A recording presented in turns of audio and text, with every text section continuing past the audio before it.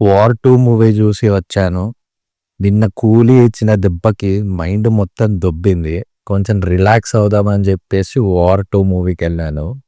ఇది దానికి మించుంది. చెప్పాలంటే 2 ఈక్వల్‌గానే ఉన్నాయి. ఒకదాని నుంచి ఒకటి. 2 రాడ్ సినిమాలే. అసలు ఈ ఎన్టీఆర్ ఈ మూవీ ఎందుకు ఒప్పుకున్నాడో ఈ పీక్ కెరియర్ టైమ్‌లో అసలు ఫ్రాంక్‌గా చెప్పాలి అంటే హీరో ఏమో 'హృతిక్ రోషన్', విలన్ ఏమో NTR. At least for 95% of the film ఇదే టెంపోలో ఎళ్తా ఉంటది. లాస్ట్ 5 మినిట్స్ ఏదో కొంచెం సర్దేద్దాము ఎన్టీఆర్ క్యారెక్టర్ పాజిటివ్ లాగా అని ట్రై చేశారు. కానీ అదంత పెద్దగా వర్కౌట్ ఏం అవ్వలేదు. అసలు నార్మల్ ఆడియన్స్ నాకే ఇలా అనిపిస్తుంటే అసలు ఎన్టీఆర్ ఫ్యాన్స్ అదసలు ఎలా డైజెస్ట్ చేసుకుంటున్నారో నాకిప్పటికీ అర్థం కావట్లేదు. సరే ఇదంతా పక్కన పెట్టేస్తే మూవీ ఎలా అనిపించింది అంటే ఏం లేదు భయ్యా. అసలు ముందు ఉన్న సినిమాలు ఉంటాయి చూడండి. ఆ 'వార్', ఆ 'పఠాన్' అవే స్టోరీలు తిప్పి తిప్పి ఏదో ఒక బ్యాక్ స్టోరీస్ యాడ్ చేసేసి తీసేశారు అంతే. ఫస్ట్ హాఫ్ అయినా అక్కడక్కడ ఏదో కొన్ని కొన్ని సీన్‌లేవో అక్కడక్కడ బావుంటాయి గానీ, సెకండ్ హాఫ్ అయితే అసలు ఇంకా డెడ్ స్లీప్. అసలు ఏమేమో నడుస్తా ఉంటది.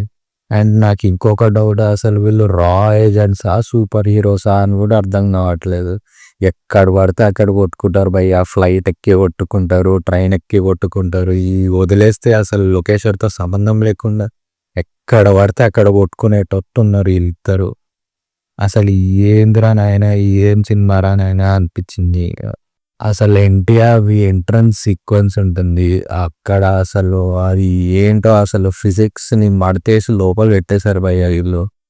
ఫ్లైట్ పట్టుకొని ల్యాండ్ అయిపోతా ఉంటాడు కిందకి షర్ట్‌లెస్‌గా. పోనీ ఆ సిక్స్ ప్యాక్ ఏమైనా ఒరిజినలా అంటే అది కూడా వీఎఫ్ఎక్సే. అసలు ఇలా చూస్తేనే అర్థమైపోతది మొత్తం వీఎఫ్ఎక్స్. అండ్ అసలు వరస్ట్ వీఎఫ్ఎక్స్ అసలు సినిమా మొత్తంలో అసలు గ్రీన్ స్క్రీన్ ఇట్లా తెలిసిపోతది. అసలు ఎక్కడ వీఎఫ్ఎక్సే బాలేదు.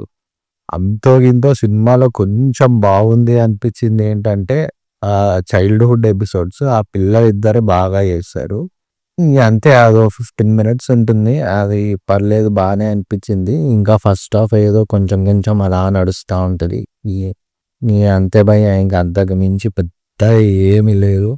ఆ స్టోరీ కూడా ఏదో కలి అంటారు, కలియుగ్ అంటారు, కల్కి అంటారు. ఏందో ఈ పదాలన్నీ నాకు మెంటల్ వస్తుంది ఆ స్పై యూనివర్స్‌లో. ఈ నెలకొకడొస్తాడు ఇండియా మీద దాడి చేయడానికి. ఏందిరా నాయనా ఎంతమంది వస్తార్రా అనిపిస్తాయి. అవే స్టోరీ తిప్పి తిప్పి తీస్తా ఉంటారు. అండ్ ఇంకో విషయం ఏంటంటే ఎన్టీఆర్ ఎంట్రన్స్ అప్పుడు వెనక బ్యాక్‌గ్రౌండ్‌లో ఒక సౌండ్ వస్తుంటుంది. ఆ టైగర్ రోర్. అదసలు టైగర్ రోర్ లాగానే లేదు. ఎవరిని గురకబెట్టి నిద్రపోతున్నట్టు అనిపించింది నాకు.